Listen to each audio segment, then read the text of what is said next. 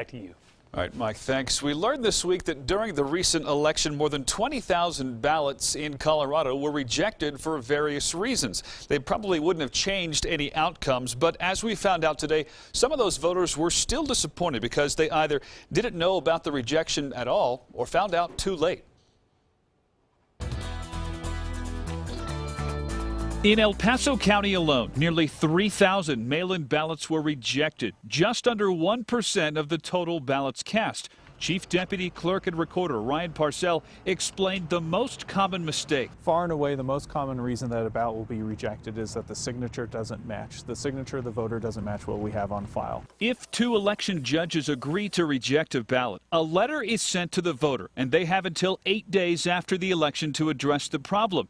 It turns out the list of people whose votes were rejected is public. So we reached out to a few of them. Leah Kanuchuk said she never received any letter. Did you know that your ballot was rejected?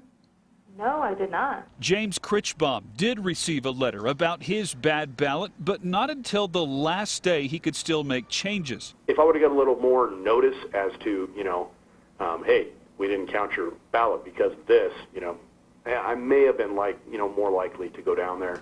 Critchbaum said he recently changed his signature, which proved to be inconvenient, but he's also glad there is a verification system. I'm happy that they actually looked at it and said, hey, this is actually not this dude's signature. I kind of appreciate that. And Parcell adds that when signatures don't check out, they can be sent to the district attorney's office for possible prosecution. The majority of the time, somebody scribbled their signature, maybe they hurt their hand, something that temporarily changed their signature, but every now and again we find some situations where somebody did try to perpetrate fraud, but the signature verification caught that and made sure that that vote didn't go through the tabulation process.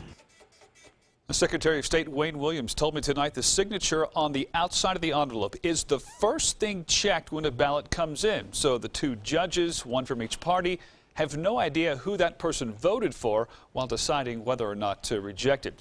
You can check govotecolorado.com to verify whether your ballot was rejected or